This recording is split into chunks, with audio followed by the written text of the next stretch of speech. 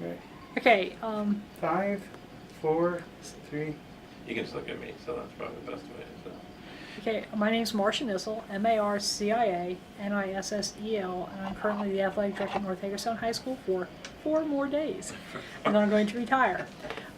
In the meantime, I was the coordinator of Unified Sports in the county for, I guess, 5 years, and gave it up this year so the new person could transition over. If they needed help, I was there.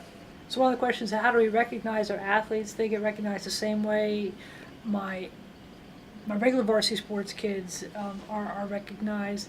They get a varsity letter if they play, and the coach decides that they deserve one. So I'm going to give them a varsity letter. That's the NH and everything that's entitled that goes with that letter. They'll get a certificate saying that they played the sport. If they don't earn a letter, they would get a certificate of participation, which means that yes, they did participate on that particular sports season, and maybe next year they're going to get a letter. And it's not just the athlete that pertains to, but the partner too. So we had some of our partners who didn't get letters this year, and they're like, "Wow, what happened?" I said, "Well, you're going to have to, work a little bit harder the next time."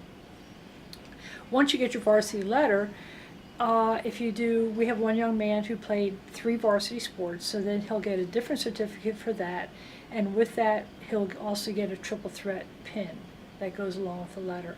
Most of our life skills kids are not graded, so I don't give them a scholar athlete award. We do that with some of the other students, but because they're not graded, I don't have anything to base it on. And it usually has to have a 3.65 GPA or higher to get that. They're invited to the sports banquet, just like all the rest of the athletes are.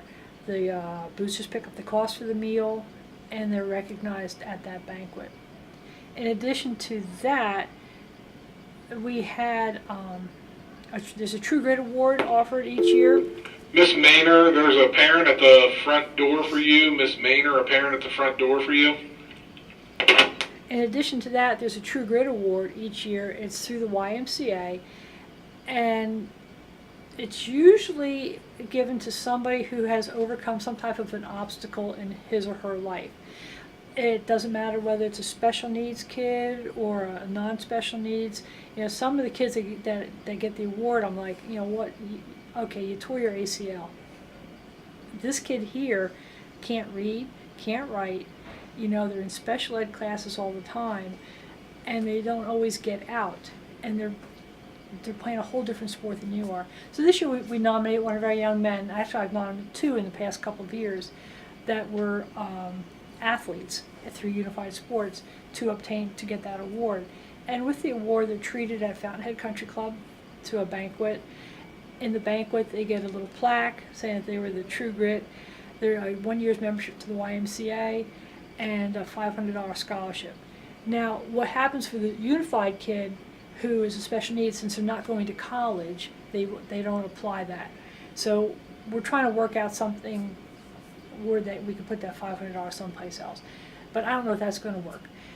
But what our sports boosters did this year, they know I'm retiring, and they asked me what was near and dear. They asked somebody what was near and dear to my heart, because I didn't know this was happening. And they said, well, she really likes the special needs kids, which 42 years ago, if you would have asked me as a teacher about special needs kids, I would have been going, I don't know anything about special needs.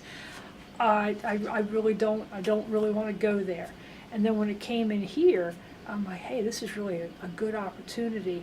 And I go down to the special ed class as to relieve some stress once in a while. And most people think I'm nuts, but you can be yourself, you can act like a fool, and nobody cares, which is a great place to be.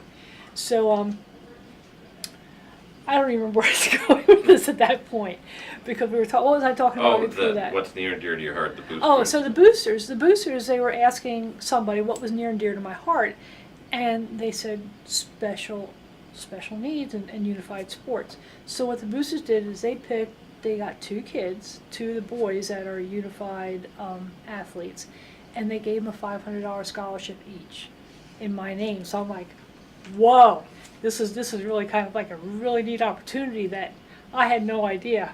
I'm like, okay, I don't need another plaque. I have plaques, so I don't need another plaque, and I really don't need any recognition.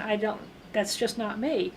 But this was great. This was an opportunity, and our young man, one was there, one was not, and he was. This is Mr. Burnley. All cars that are parked in the parking area in front of the auditorium and also to the side of the building near the You're gonna music be going here room pretty soon. will need to be moved in order to make access for handicap parking. So if your car is parked in one of those two locations, please take the time to move it. Thank you. So that was just a really great way to go out, knowing that two kids were afforded the opportunity to get a scholarship, because these kids aren't planning to go to college. They're not going to play sports in college. It's just not going to happen. Do I think it should be every place in the country? Absolutely. In the world? We'll see. Because everybody, some other countries do their sports completely different. But I've been at a lot of athletic conferences, and occasionally it's a topic for one of the workshops, and people keep asking about it.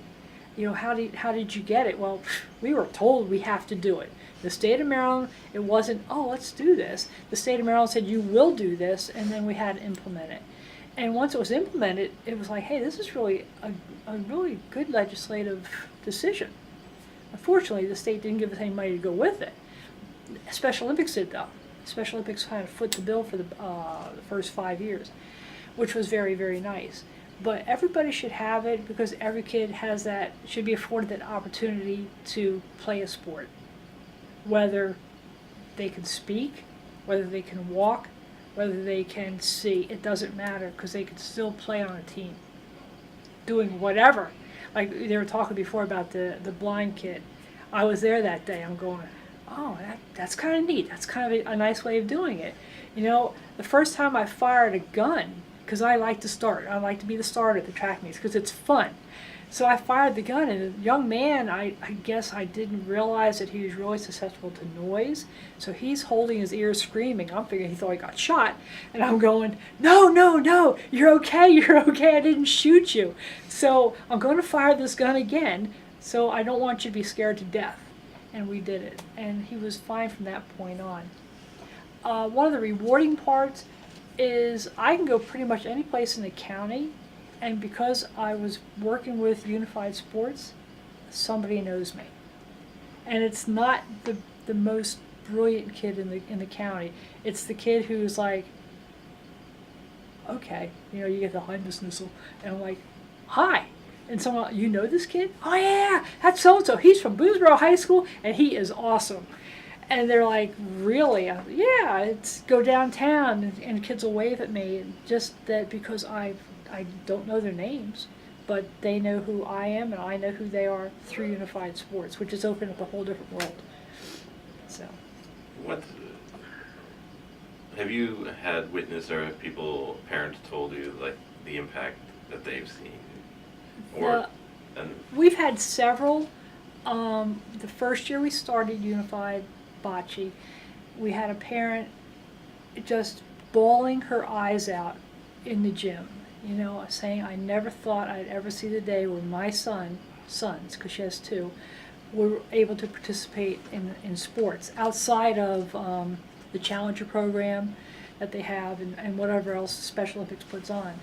So she was very happy to see that. And to this day, she still brings her kids back to see games, or her husband will bring their kids back to see games of what's going on. They always say hi to me. They know who I am. Hi guys, how you doing? One of the other grandparents that I know they talked to before, where the young man's mother had passed away, and grandma and grandpa were now raising this young man, and they were in tears.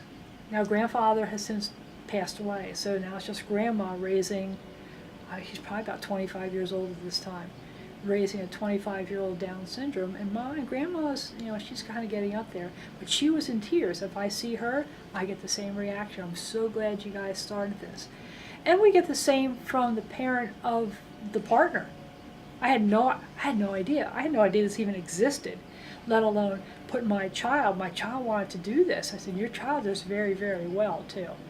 And it brings out a different side of the kid that you don't normally see, because most of our kids, you're here to win the game, And they are not in unified sports at all. They're there, and Bobby said that he'll fist pump. I've seen him go over 5 courts to congratulate a kid on a great roll, or high five the opposing coach, or hug this kid.